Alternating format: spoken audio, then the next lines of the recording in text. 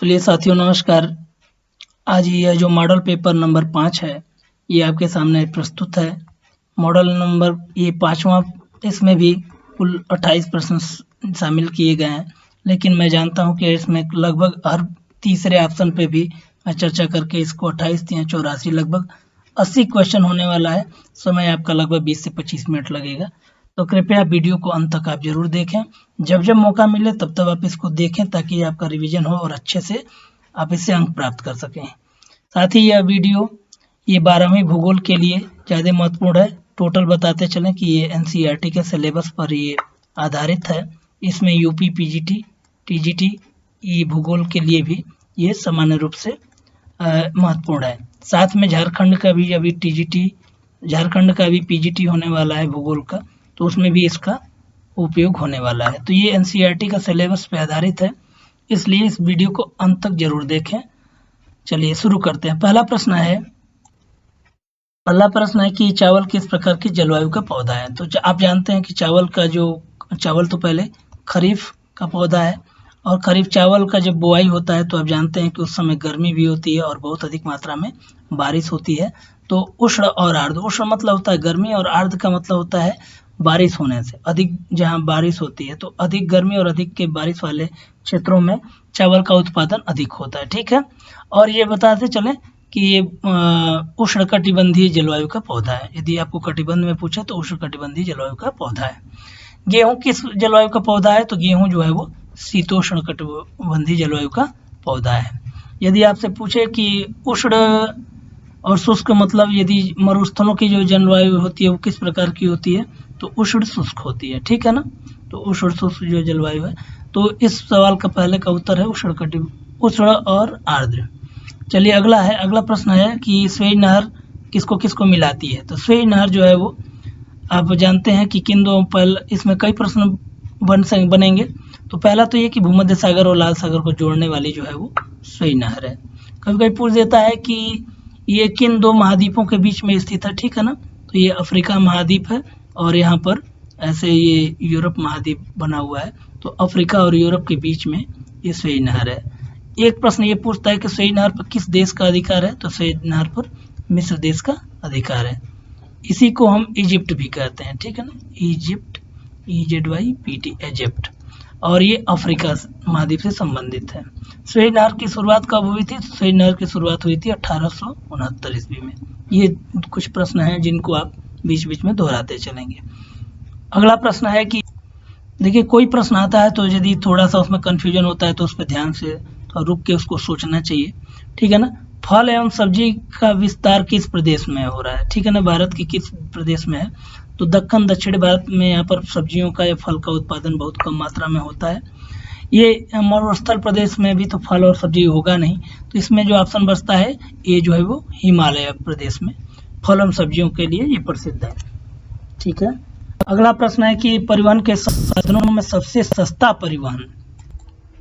देखिए ये प्रश्न थोड़ा सा घुमा के पूछा है कि परिवहन के साधन कौन कौन से हैं। तो आप लोग जानते हैं कि स्थल परिवहन होता है, जल परिवहन होता है, वायु परिवहन होता है। तो इसमें जो सबसे सस्ता जो परिवहन है वो जल परिवहन, क्योंकि इसमें न कोई सड़क बनानी है और न इसमें कोई नाव होगी ना नाव में कोई आपको पहिया लगाना है, ना पहिया घिसना है, ना कोई एक्सीडेंट का खर्च है। तो इसलिए सबसे जो सस्ता जो परिवहन का साधन है वो जल है। लेकिन सबसे लंबे समय में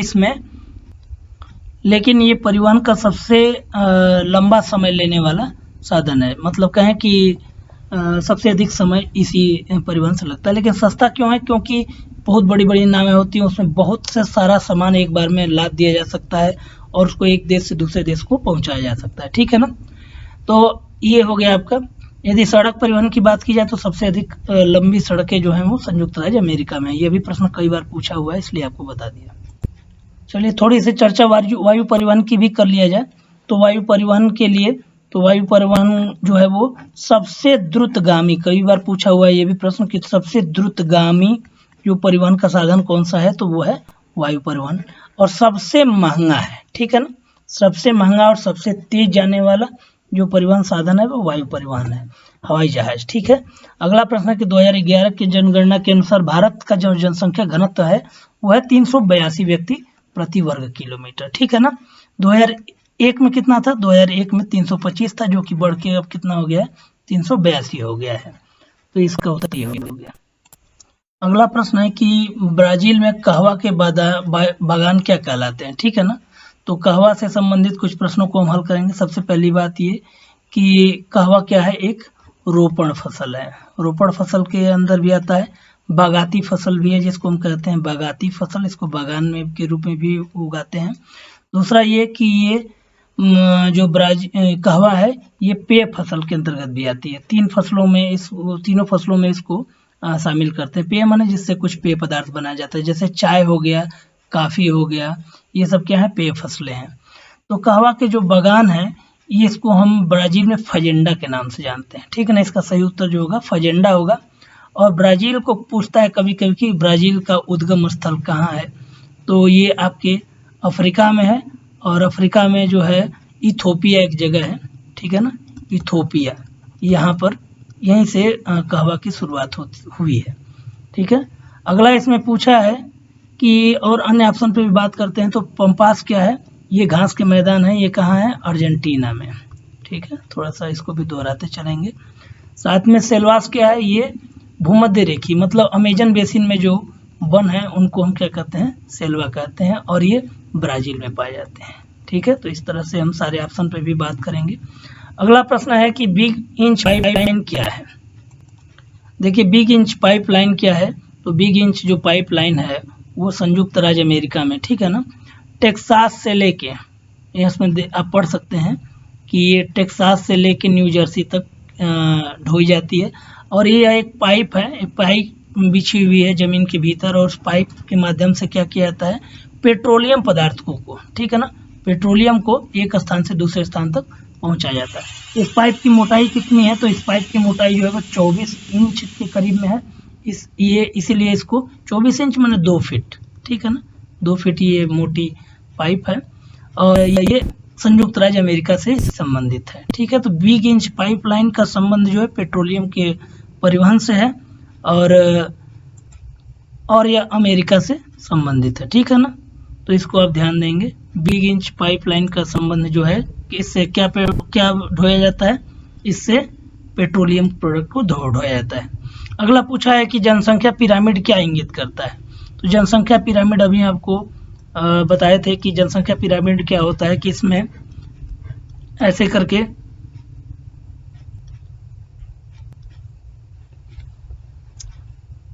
आयु वर्ग के अनुसार जनसंख्या को प्रदर्शित किया जाता है, ठीक है ना, आयु वर्ग के अनुसार जनसंख्या को प्रदर्शित किया जाता है, और इससे इस प्रकार की संरचना बनती है कि लगता है कि पिरामिड है। तो नीचे की तरफ में पूछता है कभी कभी, जो कंपटीशन वाले तैयारी कर रहे होंगे, तो नीचे आधार की तरफ क्या होता है, तो आधार की तरफ कम उम्र वाले लोगों के संख्या को दिखाया जाता है, कि प्रतिशत को कम उम्र, ठीक है ना, कम उम्र। और ऊपर जैसे जैसे जाते हैं ये बढ़ती हुई उम्र को दिखाता है, ठीक है। तो नीचे जब आधार जिसका चौड़ा होता है, समझ लीजिए कि वो विकासशील देश है, ठीक है ना, जहाँ पर जनसंख्या वृद्धि अभी अधिक है, मृत्यु दर बहुत कम हो गई है, और उसके कारण जो अभी युवा जनसंख्या जो अधिक है। तो विकासशील देशों में क्या होता है, पूछता है कि विकासशील देशों में जनसंख्या पिरामिड का आधार कैसा होता है, तो चौड़ा होता है, और जैसे जैसे ऊपर की तरफ बढ़ते जाते हैं वैसे वैसे पतला होता है, ठीक है ना। तो इसमें क्या दिखाते हैं, आयु लिंग संरचना दिखाते हैं, ठीक है। इसमें जन्म दर और मृत्यु दर को नहीं दिखाते हैं, ये ध्यान देंगे। तो इस तरीके से इसका उत्तर ये हो गया।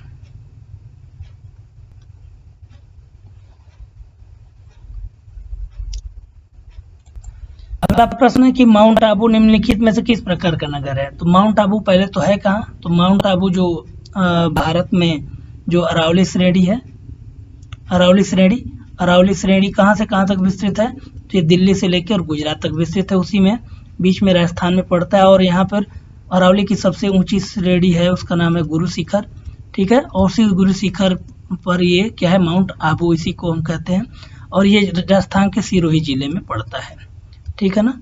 और ये और क्यों प्रसिद्ध है, क्योंकि यहाँ पर जैनों के लिए दिलवाड़ा मंदिर है, जैन धर्म को मानने वाले लोगों का एक मंदिर है, उसका नाम है दिलवाड़ा जैन मंदिर, ठीक है ना, दिलवाड़ा जैन मंदिर यही है, इसलिए ये पर्यटन नगर के रूप में प्रसिद्ध है। अगला प्रश्न है 10वां कि भारत का कौन सा सबसे बड़ा महानगर है। ठीक है ना। तो महानगर की जब भी बात आती है तो इसमें सबसे बड़ा महानगर मतलब जनसंख्या की दृष्टि से कह रहा है, तो जनसंख्या की दृष्टि से सबसे बड़ा जो नगर है वो पहले स्थान पे मुंबई है, दूसरे स्थान पर दिल्ली है और तीसरे स्थान पे तो आजकल बहुत और महानगर जुड़ गए हैं। ठीक है ना। लेकिन यदि ये 4 नगरों में पूछे कि सबसे कौन सा है तो इसमें तीसरे स्थान पर कोलकाता हो जाएगा और चौथे स्थान पर चेन्नई हो जाएगा। ये कई बार प्रश्न पूछता है कि भारत के 4 महानगरों के नाम लिखिए, तो दिल्ली, मुंबई, कोलकाता और चेन्नई। ठीक है। अगला प्रश्न है कि भारत के जलोढ़ क्षेत्रों में किस प्रकार की बस्तियों की प्रमुखता है। तो जलोढ़ क्षेत्र क्या होता है, पहले तो ये जान लेंगे। जलोढ़ मतलब जो उपजाऊ नदियों के द्वारा जो बने मैदानी भाग हैं, तो ये वहाँ पर जो मैदानी क्षेत्र है वहाँ पर सबसे अधिक सघन जनसंख्या पाई जाती है। इसीलिए इसमें क्या होगा, गुच्छित या अर्धगुच्छित दोनों दिया रहे तो एक साथ ये सही है। सीढ़ीनुमा खेत कहाँ पाए जाते हैं। ठीक है ना। सीढ़ीनुमा जो है वो पहाड़ी क्षेत्रों में जो खेत हैं वो पाए जाते हैं। प्रकीर्ण बस्तियां कहाँ होती हैं, जहाँ पर जल या संसाधन इस प्रकार के हैं जैसे कि रेगिस्तानी क्षेत्रों में प्रकीर्ण प्रकार की बस्तियां पाई जाती हैं। वृत्ताकार बस्ती कहाँ होती है, जैसे कोई झील है और झील के चारों तरफ जो है वो यदि आवास हो जाता है या तालाब के चारों तरफ आवास हो जाता है तो वहाँ पर वृत्ताकार बस्ती पाई जाती है। ठीक है ना। तो इसका उत्तर जो हो गया वो गुच्छित बस्ती। चलिए अगला प्रश्न है कि किस वर्ष यूएनडीपी किस वर्ष से मानव विकास सूचकांक प्रकाशित कर रहा है। ठीक है ना। तो इसका सही उत्तर जो हो जाएगा वो 1990 से। थोड़ा सा इसके बारे में भी चर्चा कर लेते हैं। इसका जो मानव विकास सूचकांक की जो अवधारणा है वो पाकिस्तानी अर्थशास्त्री थे, उनका नाम था महबूब उल हक। क्या नाम था, महबूब उल हक। उन्होंने इसमें यह सुझाव दिया कि इस तरह से गणना की जा सकती है। ये कहाँ के थे, पाकिस्तान के रहने वाले थे, इसको आप ध्यान देंगे। और इसमें कुछ सहयोग किया किसने, भारत के जो अमर्त्य सेन थे। ठीक है ना। ये भारत के वो अर्थशास्त्री हैं जिनको नोबेल पुरस्कार जो है वो मिला था। तो इन दोनों लोगों ने मिलके UNDP United Nation Development Programme को इन्होंने एक संकल्पना बताया कि ये HDI की गणना की जा सकती है। इसको ह्यूमन डेवलपमेंट इंडेक्स भी कहते हैं। और ये जो है 1990 से इसकी शुरुआत हुई थी। ठीक है ना। तो HDI और इसके 3 पैरामीटर हैं, कौन कौन से हैं। पहला जो है वो साक्षरता है, लिटरेसी है। और दूसरा है PCI GNI, इसको लिख रहा है ग्रास इनकम। ठीक है ना। GNI या इसको हम अपने भाषा में दिखाएं तो PCI, पर कैपिटा इनकम। और तीसरा जो है लाइफ एक्सपेक्टेंसी, जीवन प्रत्याशा। ठीक है ना। इस पर बार बार हम चर्चा कर रहे हैं। तो 3 इसके घटक हैं। अगला प्रश्न है कि मंचूरिया तथा कोरिया में स्थानांतरणशील कृषि की प्रथा को क्या कहते हैं। तो स्थानांतरणशील कृषि प्रथा को हम क्या कहते हैं, मिल्पा के नाम से जानते हैं। ये मध्य अमेरिका में भी इसको नाम से, मध्य अमेरिका और मैक्सिको में भी इसी नाम से जानते हैं। ठीक है ना। इसको आप याद रखेंगे, मध्य अमेरिका और मैक्सिको। अब आते हैं, ये लदांग कहाँ है। तो लदांग जो इंडोनेशिया में किसको लदांग के नाम से जानते हैं। ठीक है ना। और श्रीलंका में इसको किस नाम से जानते हैं, श्रीलंका में इसको हम चेना के नाम से जानते हैं। रोका कहाँ का है, ये ब्राजील का स्थानांतरणशील कृषि है। भारत में इसको किस नाम से जानते हैं, तो भारत में इसको झूम नाम से जानते हैं। किस हिस्से में प्रसिद्ध है, तो पूर्वोत्तर है। चलिए आगे। अगला प्रश्न है कि निम्नलिखित में से कौन सा भारत के सुप्रसिद्ध प्राचीन नगर, ध्यान देंगे इसमें क्या लिखा है, प्राचीन नगर पूछा है। तो प्राचीन नगर कौन सा। अगला प्रश्न है कि निम्नलिखित जो नगर है उनमें से कौन सा सुविकसित प्राचीन नगर है। तो इसका उत्तर होगा, सही उत्तर मदुरै, जो कि तमिलनाडु में है। ठीक है ना। तमिलनाडु में है और ये वैगई नदी के किनारे है, वैगई नदी के। और यहाँ पर क्या है, मीनाक्षी मंदिर है इसमें। ठीक है। दूसरा जो है वो, इस सूरत के बारे में थोड़ा सा बात करते हैं। ये ताप्ती नदी के किनारे है। ठीक है। ये गुजरात में है, हीरा के लिए प्रसिद्ध है सूरत। और हैदराबाद क्या है, हैदराबाद और सिकंदराबाद 2 जुड़वा नगर है। अक्सर पूछा जाता है कि कौन से 2 जुड़वा नगर के उदाहरण है।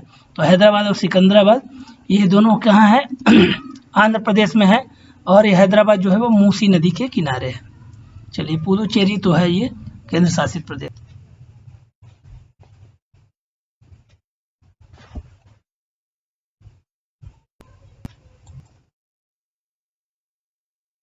अगला प्रश्न है कि वो कौन से उद्योग हैं जो निश्चित जिनका जो स्थानीयकरण है वो कच्चे माल पर निर्भर नहीं होता।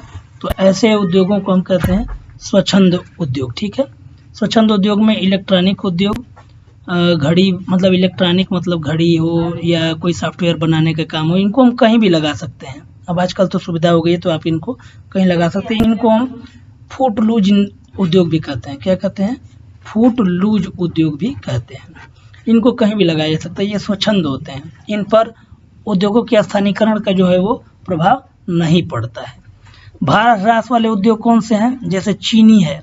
चीनी में क्या होता है? गन्ना भारी होता है और उससे जो है चीनी निकलती है वो कम वो भार में होती है, इसलिए इसमें बहुत ज़्यादा भार ह्रास होता है। दूसरा भार ह्रास वाला क्या है? लोहा इस्पात उद्योग है, इसमें भी भार का ह्रास होता है। तो ये दो उद्योग जो हैं वो भार ह्रास वाले उद्योग हैं। ठीक है, कृषि आधारित उद्योग क्या है? तो कृषि पर जो आधारित उद्योग जैसे है चीनी हो गया, सूती वस्त्र हो गया, ये कृषि पर आधारित है क्योंकि इनके लिए कच्चा माल किससे आता है? कृषि से आता है। ठीक है, तो ये इसको आप याद रखेंगे। आगे है अगला प्रश्न है उच्च स्तरीय ज्ञान और शोध से संबंधित कौन सा क्रियाकलाप होता है? ठीक है ना, तो उच्च स्तरीय जो है ये पंचम होता है, इसको हम गोल्ड कॉलर श्रमिक भी कहते हैं। ठीक है, प्राथमिक वाले जो होते हैं इनको हम लाल कॉलर श्रमिक कहते हैं, लाल कॉलर श्रमिक कहते हैं।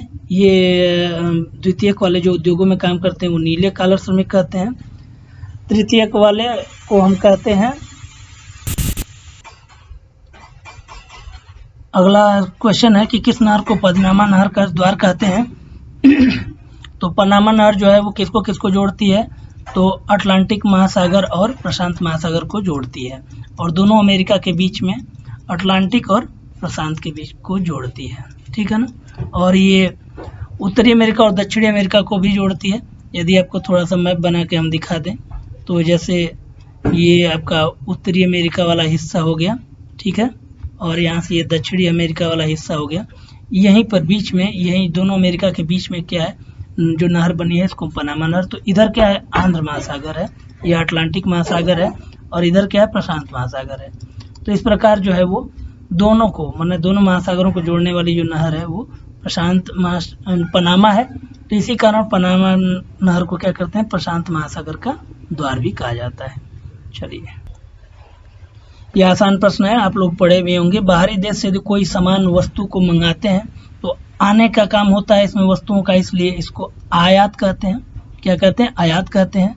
और यदि हम किसी वस्तुओं को बाहर भेजते हैं अपने देश से तो इसको हम क्या कहते हैं? निर्यात कहते हैं। ठीक है, दोनों में से। और व्यापार क्या होता है? आयात और निर्यात को हम व्यापार कहते हैं। तो इसका सही उत्तर जो होगा आयात होगा। अगला प्रश्न पूछा है कि विकासशील देशों में मानवीय बस्तियों की क्या समस्याएं हैं? तो इसमें ये सभी जो आप देखेंगे कि बिहार बोर्ड ऐसे प्रश्न प्रायः बनाता ही है जिसमें जो चारों ऑप्शन मतलब तीनों ऑप्शन सही होते हैं, चौथा ऑप्शन भी मतलब। ठीक है, अगला प्रश्न है कि कैगा परमाणु संयंत्र किस राज्य में अवस्थित है? तो कैगा परमाणु संयंत्र जो है वो कर्नाटक राज्य में स्थित है। ठीक है, उत्तर प्रदेश में क्या है? तो उत्तर प्रदेश में नरौरा है। और राजस्थान में क्या है? तो राजस्थान में रावत भाटा है। ये आप याद रखेंगे, अक्सर ये जरूर कोई ना कोई फेरबदल करके पूछ देता है। मुंबई में क्या है? मुंबई में ट्राम्बे है। ठीक है ना, और इस तरीके से आपका ये चार हम लोगों ने तैयार किया। आगे है और कुडनकुलम पूछता है, कुडनकुलम। ठीक है ना, कुडनकुलम पूछता है तो ये तमिलनाडु में, कुडनकुलम ये कहाँ है? ये तमिलनाडु में है। अगला प्रश्न है कि निम्नलिखित में से भारत का परंपरागत उद्योग कौन सा है? परंपरागत का मतलब क्या होता है? जो प्राचीन समय से चला आ रहा है। तो आप सभी लोग जानते हैं कि हमारे यहाँ बहुत पहले से कृषि का कार्य होता रहा, और कृषि पर आधारित इसमें से उद्योग कौन सा है? सूती वस्त्र उद्योग। तो ये उद्योग जो है भारत का परंपरागत कृषि उद्योग है। निम्नलिखित में से कौन सा राजधानी नगर है? तो इसमें हम देख पा रहे हैं कि इसमें चंडीगढ़ जो है यही जो है क्या है कि ये 3 राज्यों की राजधानी है। कौन कौन से? पंजाब की भी राजधानी है, हरियाणा की भी राजधानी है, और अपने खुद जो है वो केंद्र शासित प्रदेश है चंडीगढ़, और इसकी भी राजधानी क्या है? वो चंडीगढ़ है। ये कानपुर उत्तर प्रदेश में है। ठीक है, ये दुर्ग जो है वो छत्तीसगढ़ में सीजी, और ये बिहार में है बोधगया जो कि बुद्ध के लिए प्रसिद्ध है। अगला है नौका दौड़ किस राज्य में आयोजित की जाती है? तो नौका दौड़ जो है वो केरल राज्य में आयोजित की जाती है। ठीक है, इसका जो उत्तर हो जाएगा वो केरल राज्य हो जाएगा। अगला प्रश्न है नीरू मीरू कार्यक्रम कहाँ का है। नीरू मीरू क्या होता है कि जल को संरक्षण करने के लिए कार्यक्रम जो चलाया जाता है, तो इसमें ये अन्य राज्य, हर राज्य अपना अलग अलग वो चलाते हैं। तो ये नीरू मीरू कार्यक्रम जो है वो आंध्र प्रदेश, ठीक है ना, आंध्र प्रदेश के द्वारा चलाया गया था। आंध्र प्रदेश जिसकी राजधानी जो है अमरावती। अगला प्रश्न है कि निम्नलिखित में से कौन सा पत्तन जो है, पत्तन मतलब क्या होता है, बंदरगाह होता है, ठीक है ना। इसको अंग्रेजी में हम क्या बोलते हैं, पोर्ट बोलते हैं, और हिंदी में इसको बंदरगाह कहते हैं। तो कृत्रिम मतलब क्या होता है, जिसका निर्माण मानव ने किया है। तो सबसे बड़ा कृत्रिम पत्तन देखिए पहले चेन्नई हुआ करता था, लेकिन अभी फिर डाटा बदल गया है, आंकड़ा बदल गया है। तो इस समय सबसे बड़ा कृत्रिम पूछे और प्राकृतिक पूछे तो दोनों में ही क्या होगा, दोनों में ही ये आंकड़ा ये है, मुंबई जो है सबसे बड़ा कृत्रिम पत्तन है। ठीक है, और चेन्नई भी कृत्रिम पत्तन है, लेकिन अभी मुंबई को और थोड़ा बढ़ाया गया है। और बता दें कि सबसे बड़ा आयात निर्यात का जो केंद्र है वो है मुंबई पोर्ट। ठीक है, इसी को हम जवाहरलाल नेहरू पोर्ट या इसको न्हावा सेवा के नाम से भी जानते हैं। चलिए अगला है कि वायु प्रदूषण के प्रमुख स्रोत क्या हैं। तो वायु प्रदूषण के प्रमुख स्रोत हम लोग जानते हैं। जीवाश्म ईंधन का मतलब क्या होता है, देखिए ये कई बार पूछा हुआ प्रश्न है कि जीवाश्म ईंधन क्या होता है। तो जीवाश्म ईंधन मतलब कोयला, ठीक है ना, लकड़ी, मतलब जो ईंधन जो जलावन जो है जिसको हम जंतुओं के या जंतुओं के अवशेषों से मिलता है, तो कोयला, पेट्रोल और ये लकड़ी, ये तीनों क्या हो गए, ये जीवाश्म ईंधन के प्रकार हैं। तो इनको जलाने से क्या होता है, वायु प्रदूषण होता ही है। उद्योग धंधों से निकलने वाला धुआं जो है वो वायु को प्रदूषित करता ही है। और खनन जो होता है, खनन जहाँ माइनिंग का काम होता है वहाँ भी बहुत ही डस्ट, वहाँ भी धूल बहुत उड़ती है। तो ये क्या होगा, इसमें सभी ऑप्शन सही है। अगला प्रश्न है, अगला 27वां प्रश्न है कि कौन सा ओपेक का सदस्य है। पहले तो ये जान लेंगे कि ओपेक क्या है। तो ओपेक वो देश हैं जैसे ऑयल एंड पेट्रोलियम, ठीक है ना, oil and petroleum Exporting countries, इसका फुल फॉर्म है, ठीक है ना। एक्सपोर्ट माने क्या होता है, जो बेचते हैं, जो निर्यात करते हैं, ठीक है ना। तो वैसे देशों का समूह क्या है, ओपेक कहलाता है। और इसमें वर्तमान में 14 देश हैं, ठीक है ना, इसमें वर्तमान में 14 देश हैं। तो 14 देश थे, अब क्या हो गए हैं, एक देश अभी हाल ही में एग्जिट हुआ है। चलिए हम इसकी इस वेबसाइट पे ले चलते हैं आपको। देखिए स्क्रीनशॉट आप ले लेंगे। ये ओपेक क्या है, ओपेक जो तेल बेचने वाले जो देशों का एक समूह है। देखिए यहाँ Organization of Petroleum Exporting Countries, और इसमें 13 देश हैं। वर्तमान में कितने देश हैं, 13 देश अभी बताएं। 2018 में कतर एक देश है, जहाँ की राजधानी क्या है, दोहा है, ये पश्चिमी एशिया का देश है, ये इसमें से बाहर हो गया, ठीक है। अब इस समय वर्तमान में इसके कितने देश हैं, 13 देश हैं। इसका एक सदस्य हुआ करता था पहले, वो है,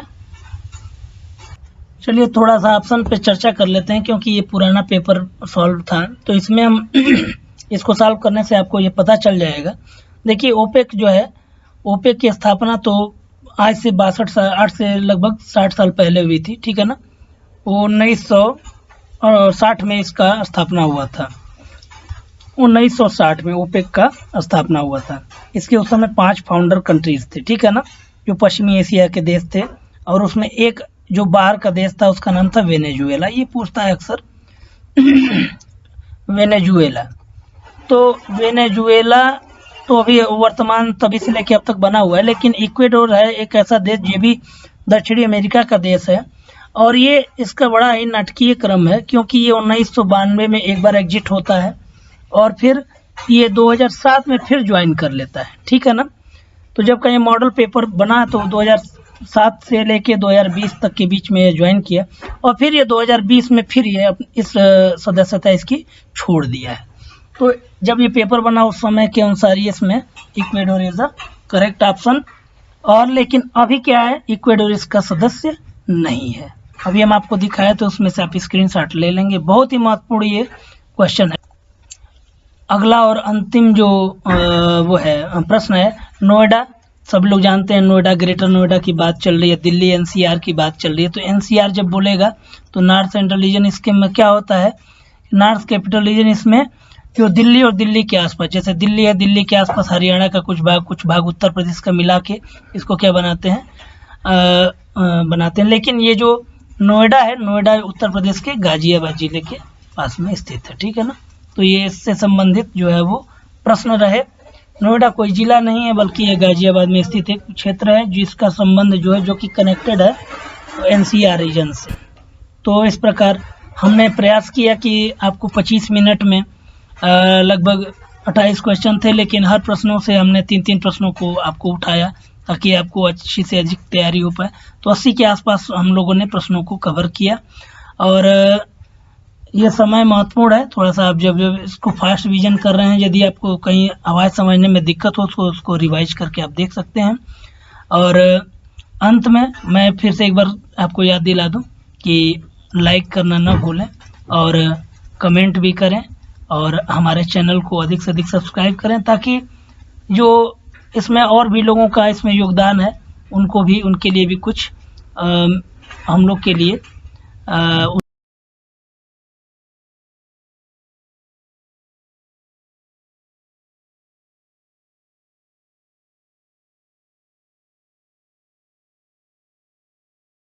उत्साहवर्धन होता है। तो इसको सब्सक्राइब जरूर करें, लाइक करें और कमेंट करें। धन्यवाद।